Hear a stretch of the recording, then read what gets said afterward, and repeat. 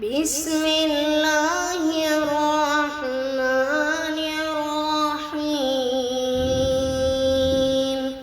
کلا ان کتاب الفجار لفی سجین وما ادراک ما سجین کتاب مرقوم ویل يومئذ للمكذبين الذين يكذبون بيوم الدين وما يكذب به إلا كل معتد أثيم إذا تتلى عليه آياتنا قال أساطير الأولين كلا بل ران على قلوبهم ما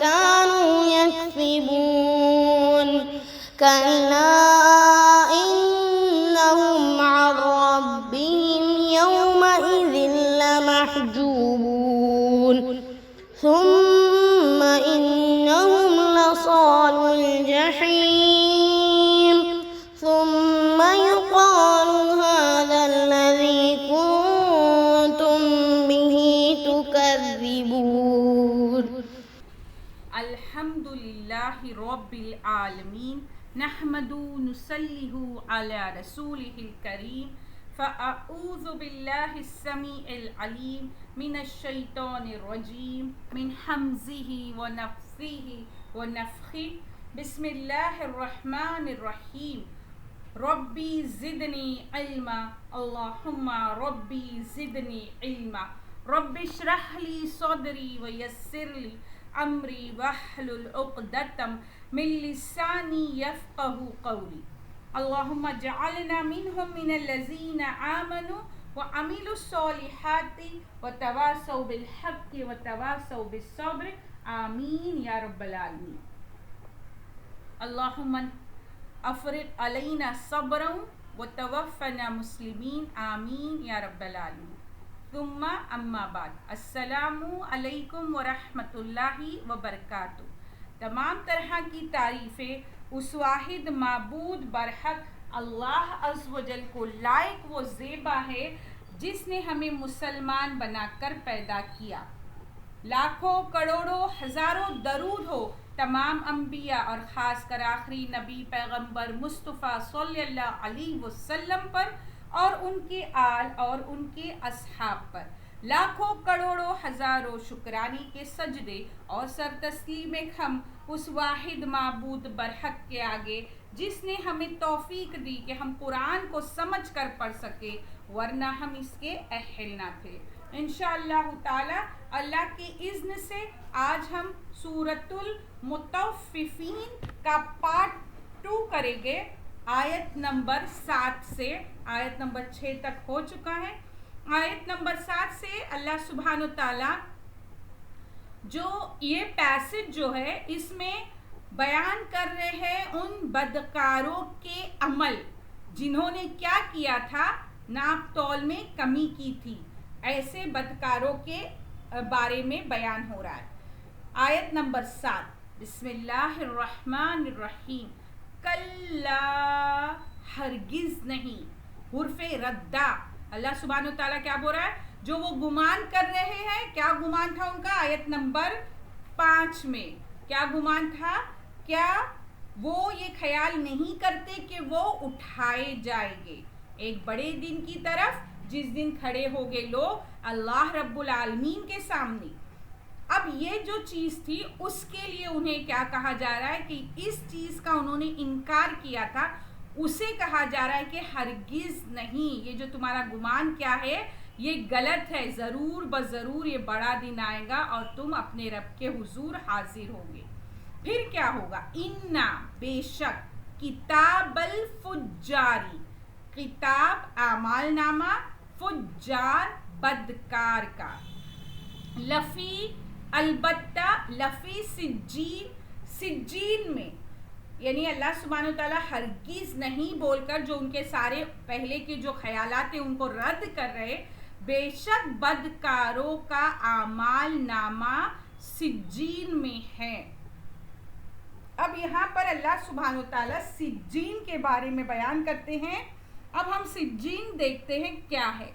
یہ سجن سے مشتق ہے، جس کے معنی ہوتی ہے تنگ جگہ میں قید کرنے کے، اور قاموس میں ہے کہ سجین کے دائمی معنی دائمی قید کے ہے، اور احادیث سے ثابت ہوتا ہے کہ سجین اس مقام خاص کا نام ہے جہاں کفار فجار کی ارواح کا مقام ہے، ان کی روحیں ہیں، اور اسی مقام میں ان کے اعمال نامے ہے۔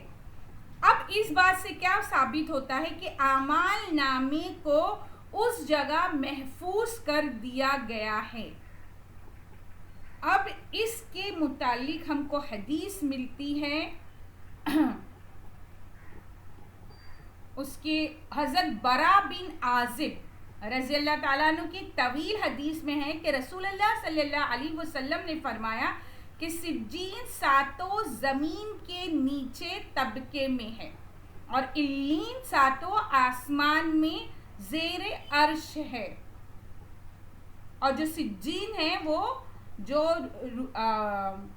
کفار و فجار کی ارواح کا ٹھکانہ ہے، اور علین جو ہے مومنین متقین کی ارواح کی جگہ ہے۔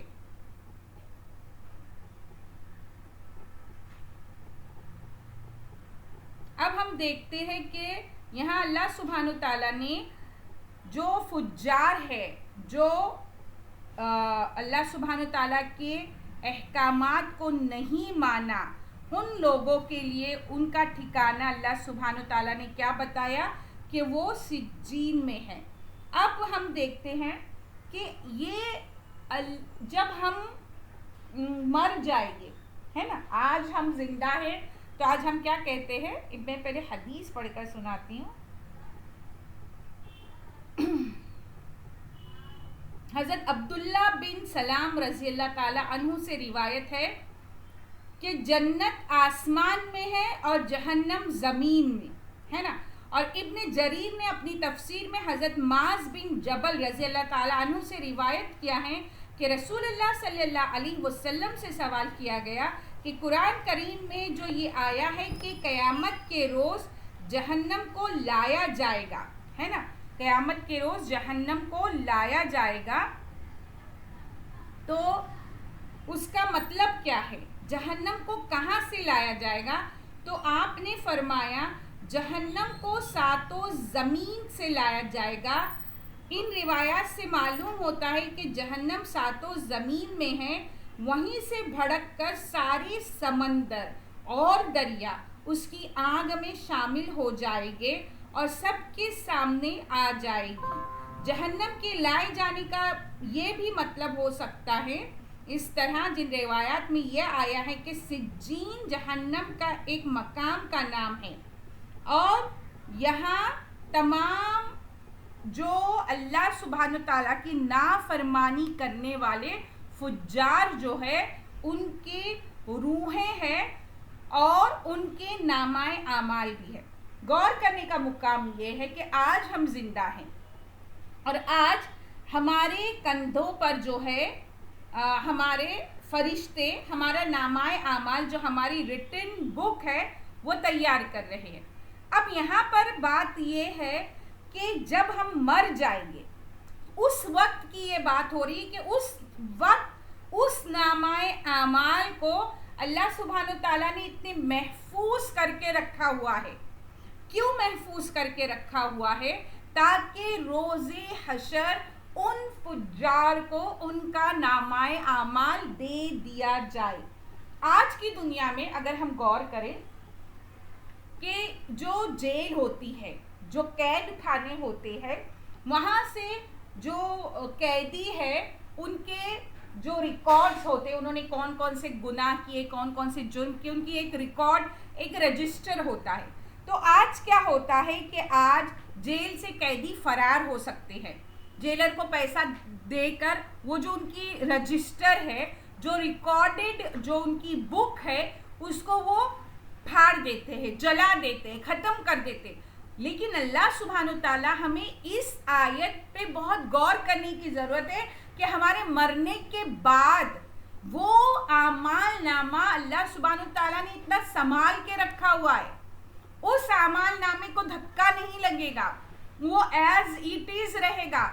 कोई उस सिज्जीन से कोई रूह निकल कर कहीं भाग नहीं सकेगी जो फुज्जार की है, और ना उनका नामाए आमाल जो है, उनका रिकॉर्डेड जो बुक है, वो बर्बाद नहीं कर पाएंगे। कोई ताकत नहीं होगी कि उसे उसमें कोई भी चेंजेस कर सके, कहीं कोई रिश्वतखोरी वहाँ नहीं चलेगी, कोई फरिश्ते से वो तमाम चीज़ें हासिल नहीं कर पाएंगे। तो ये एक बहुत सेफ तरीका, एक बहुत बोलेंगे ना कि ऐसी दीवारें बना हम गुमान नहीं कर सकते, तसव्वुर नहीं कर सकते। आज की दुनिया पर हम एक ऐसी जेल का तसव्वुर कर सकते जिसके बहुत बड़े दरवाजे होंगे, बहुत बड़े हैवी डोर्स हो, और उसके अंदर किसी को जाने की एंट्री ना हो और अंदर की चीज़ बाहर ना आए। वो है सिज्जीन। मिसाल के तौर पर बयान करनी हो, समझाने के लिए।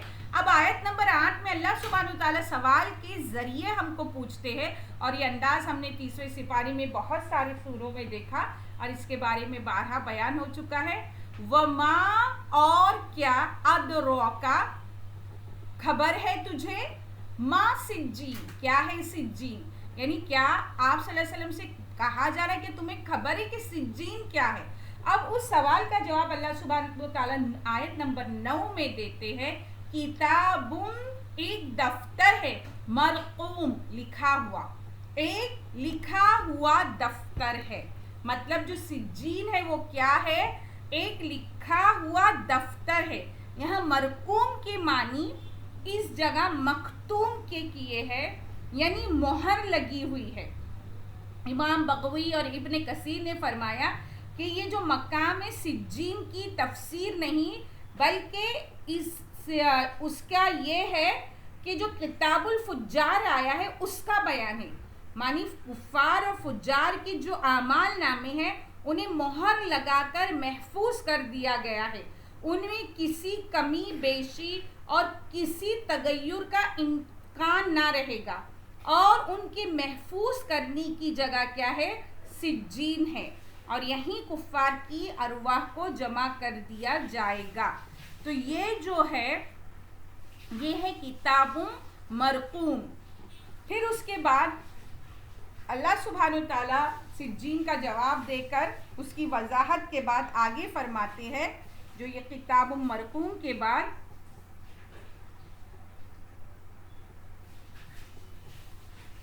वैलुल। अब देखते हैं हम यहाँ वैलुई, ये दूसरी बार आया, खराबी यौम इज़िन, उस दिन, लिल मुकज़्ज़िबीन, झुटलाने वालों के लिए। उस दिन खराबी है झुटलाने वालों के लिए। क्यों वैल कहा गया उन्हें? क्योंकि इन लोगों ने क्या किया था, झुटलाया था, है ना। और झुटलाने वालों के लिए खराबी, हलाकत, बर्बादी बताई जा रही है उस दिन।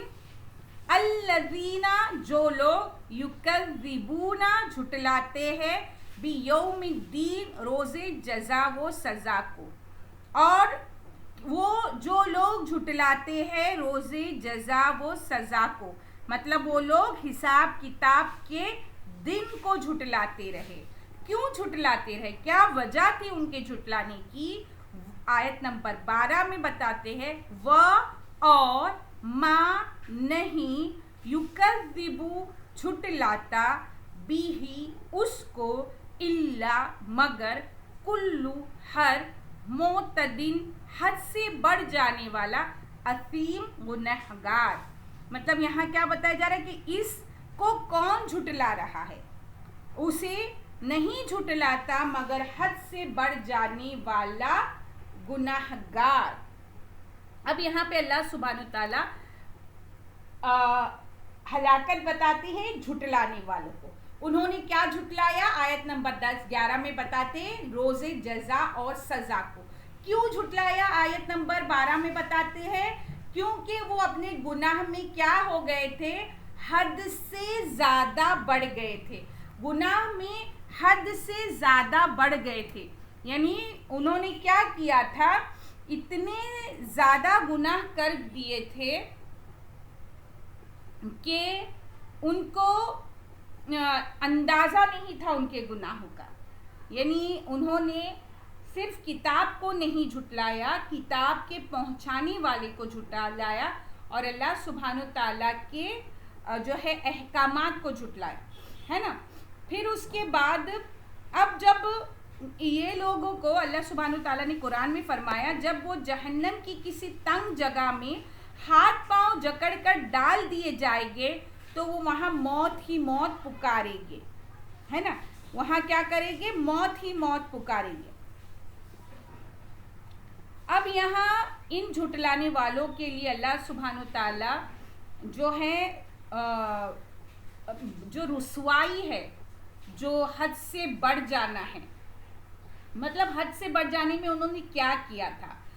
حرام کام کرنے لگے، جائز کاموں میں حد سے بڑھ جائے، اسی طرح اپنے قول میں گناہ گار، جھوٹ بولے، وعدہ خلافی کی، گالیاں بکے اور پھر اس کے بعد ہماری آیاتوں کو سن کر انہیں جھٹلایا، بدگمانی کرتے اور جو بھی یہ تمام افعال جو ہے یہ تمام فعل وہ کرتے تھے. اور اتنا ہی نہیں، حد سے زیادہ بڑھنے میں ان کی آگے جو بتائی جا رہی ہے بات وہ یہ ہے آیت نمبر 13 میں جب تتلا پڑھی جائے علیہ اس پر آیاتنا ہماری آیاتیں قولا کہے اساطیر کہانیاں اولین پہلوں کی. جب پڑھی جاتی ہے اس پر ہماری آیاتیں تو کہے یہ پہلوں کی کہانیاں ہیں. مطلب قرآن جب انہیں پڑھ کر سنایا جاتا ہے تو کیا کہتے ہیں کہ یہ پہلوں کی کہانیاں ہیں.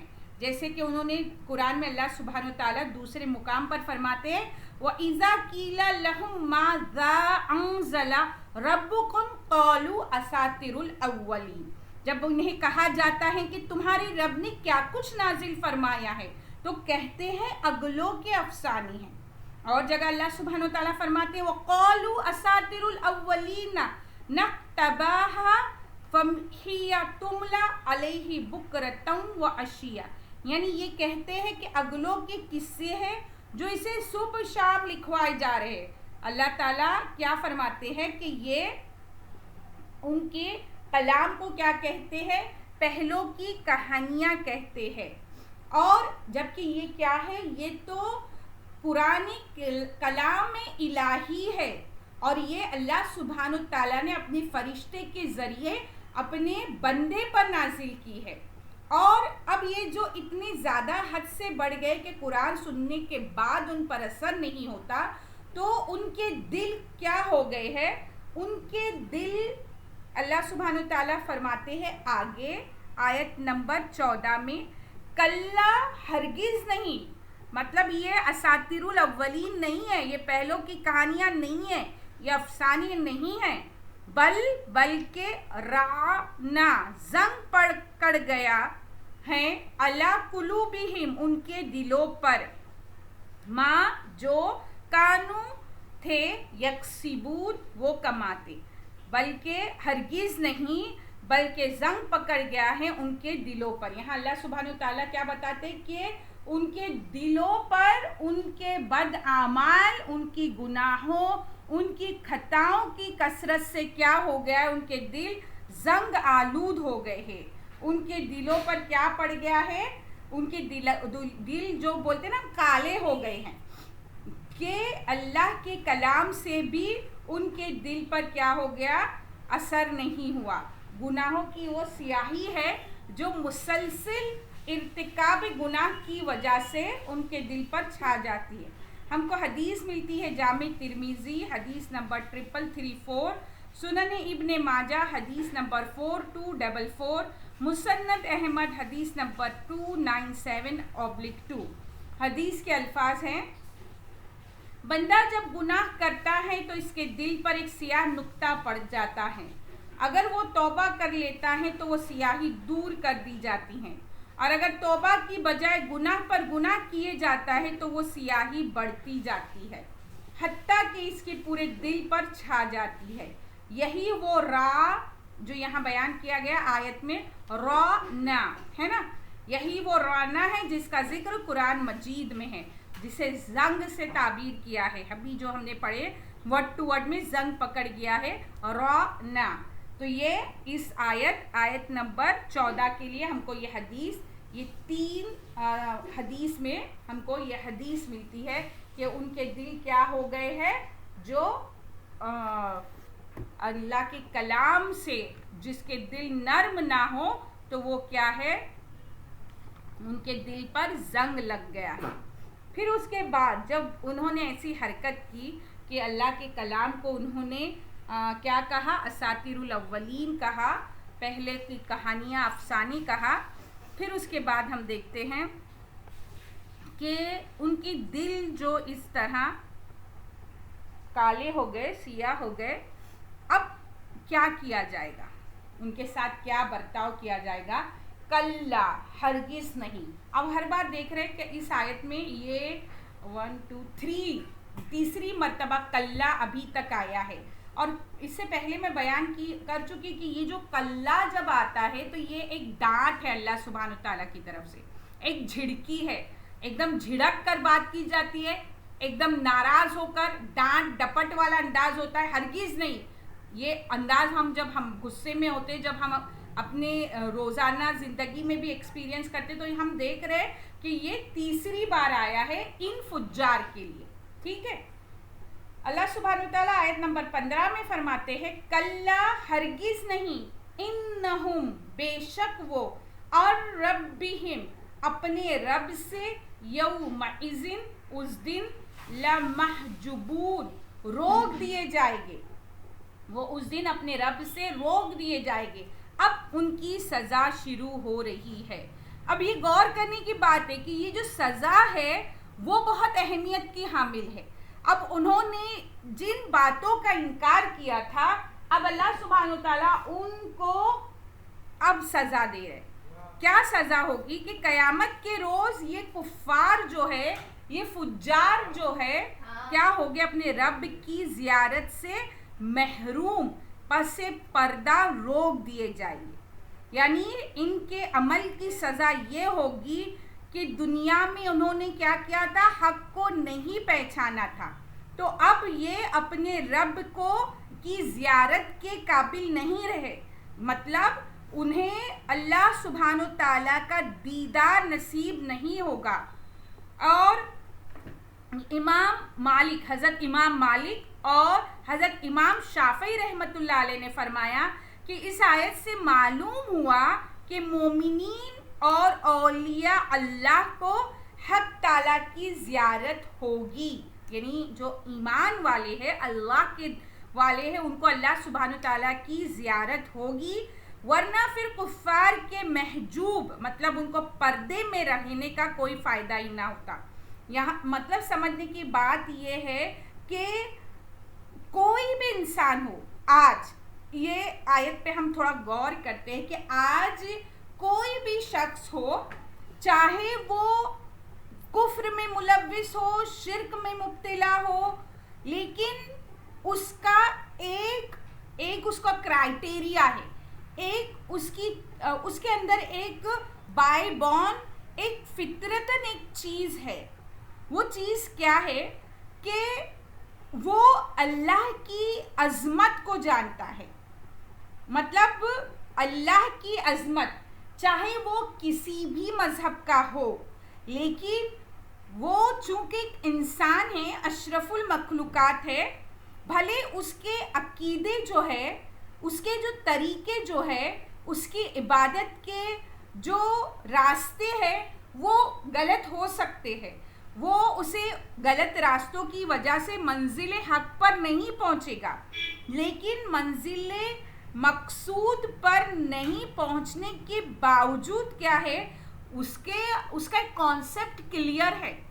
دیکھیں, ہم جب بھی قرآن میں پڑھتے ہیں تو جب بھی وہ کافر یا وہ مشرک یا وہ منافقین جب بھی عذاب میں مبتلا کیے جاتے، جب بھی وہ سمندر میں طوفان میں ملوث ہو جاتے، تو وہ آسمان کی طرف ایک اللہ کو پکارتے، کیونکہ وہ بائی بورن قدرتی نیچر میں کہ اللہ ہے، ایک واحد ذات ہے، بھلے اسے نام کہیں دیے گئے ہو. تو کیا ہوتا ہے کہ اس ایک ذات کو دیکھنے کا شوق ہر مذہب کے انسان میں، ہر مذہب کا ماننے والا المائٹی ایک سپر پاور پر بلیو رکھتا ہے. اس کا عقیدہ بھلے غلط ہو، اس کا عبادت کا طریقہ غلط ہو، لیکن وہ ضرور چاہتا ہے کہ وہ سپر پاور ایک دن وہ جو ہے ہول اینڈ سول جو ہے اسے دیکھے. تو اللہ سبحانہ وتعالیٰ نے جو سب سے پہلی سزا انہیں دی اور وہ یہ دی کہ وہ تمام ایسے فجار کو پردے میں رکھ دیا جائے گا، اوٹ میں لے لیا جائے گا، روک دیا جائے گا. کیونکہ وہ انہوں نے اللہ کی جب ذات کو جھٹلایا تھا، تو اللہ کے کلام کو، اس کے بھیجے ہوئے رسول کو جھٹلایا تھا، تو وہ اللہ سبحانہ تعالیٰ کی دیدار نہیں کر سکتے. تو یہ آیت نمبر 15 کیا ہے؟ اور وہ اس دن اپنے رب سے روک دیے جائیں گے. بہت غور کرنے والی آیت ہے. اس کے بعد کیا کیا جائے گا ان کے ساتھ؟ آیت نمبر 16 میں انہم، بے شک وہ، لصال الجحیم، داخل ہونے والے، لصالو، داخل ہونے والے، جہیم، جہنم میں. پھر کیا ہوگا؟ وہ جہنم میں داخل ہونے والے ہیں. کیوں جہنم میں داخل ہونے والے ہیں؟ ثم، آیت نمبر 17، پھر یقالو، کہا جائے گا، ھذا، یہ، الذی، وہ جو کہ، کنتم، تم تھے، بھی، اس کو، تکذبون، جھوٹ جانتے. پھر کہا جائے گا یہ وہی ہے جس کو تم جھوٹ جانتے تھے. مطلب اب اس جہنم میں کھڑے ہونے کے بعد کیا ان کو کہا جائے گا کہ یہ وہی ہے جس کو تم نے کیا کہا تھا؟ جھوٹ سمجھا تھا. یہ وہی ہے جس کو تم نے، جس کا انکار کیا تھا، ہے نا. اب کیا ہوگا؟ جس چیز کا تم نے انکار کیا تھا اس چیز میں تمہیں داخل کر دیا جا رہا ہے، اس جہنم میں تمہیں داخل کر دیا جا رہا ہے.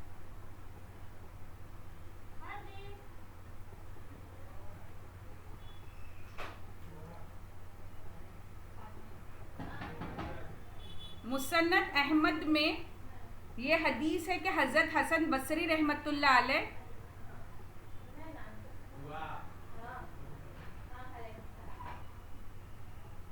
کا فرمان ہے کہ گناہوں پر گناہوں کرنے سے دل اندھا ہو جاتا ہے اور پھر مر جاتا ہے. پھر فرمایا کہ یہ لوگ ان عذابوں میں مبتلا ہو کر دیدار باری تعالیٰ سے بھی محروم اور محجوب کر دیے جائیں گے. تو اللہم لا تجعلنا منہم، اللہم لا تجعلنا منہم، اللہم لا تجعلنا منہم، کہ اللہ سبحانہ تعالیٰ ہمیں ان فجار اور ان سجین میں داخل ہونے والی ارواحوں میں سے نہ بنا، اور ہمیں ویل، اس دن ہلاکت اور خرابی جس کے لیے بد دعا کے کلمات کیے اللہ سبحانہ تعالیٰ نے خود، ان لوگوں میں سے نہ بنا. اللہم لا تجعلنا منہم. یہاں پر جو ایک پیراگراف جیسا ہوتا ہے، ایک پیسج ہوتا ہے فجار کا، وہ آیت نمبر 17 پر ختم ہوا، 7 سے 17 تک. اب یہاں آیت نمبر 18 سے ابرار کا جو پیسج ہے وہ شروع ہوگا. تو انشاءاللہ تعالی ہم وہ کل دیکھیں گے. یہاں اس آیت کی تفسیر ہم ختم کرتے ہیں. اللہ سبحانہ تعالیٰ سے دعا ہے کہ ہمیں قول اور فعل کے تضاد سے بچائے، بولنے سے زیادہ عمل کرنے کی توفیق عطا فرمائے. جو کچھ ہم سمجھے اس کے مطابق ہم کو عمل کرنے والا بنائے، اور ہم تمام لوگوں کو تطفیف کرنے سے بچائے اور متففین میں شامل نہ کریں. وآخر آمین یا رب العالمین. وآخر الدعوانا الحمدللہ رب العالمین. السلام علیکم ورحمۃ اللہ وبرکاتہ. بسم اللہ الرحمن الرحیم. سبحانك اللهم وبحمدك نشهد أن لا إله إلا أنت نستغفرك ونتوب إليك. سبحان ربك رب العزة عما يصفون وسلام على المرسلين والحمد لله رب العالمين برحمتك يا أرحم الراحمين. بسم الله الرحمن الرحيم. ربنا تقبل منا إنك أنت السميع العليم وتب علينا إنك أنت التواب الرحيم.